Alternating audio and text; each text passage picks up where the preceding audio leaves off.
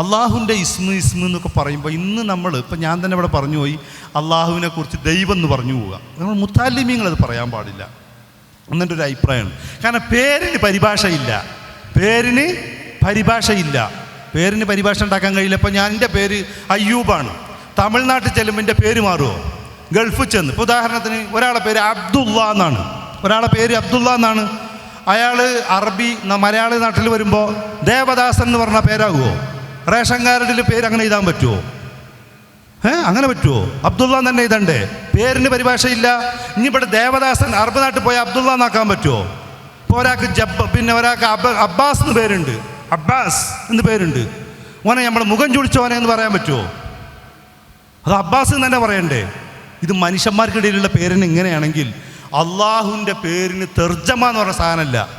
അള്ളാഹുവിൻ്റെ പേര് തന്നെ വിളിക്കണം.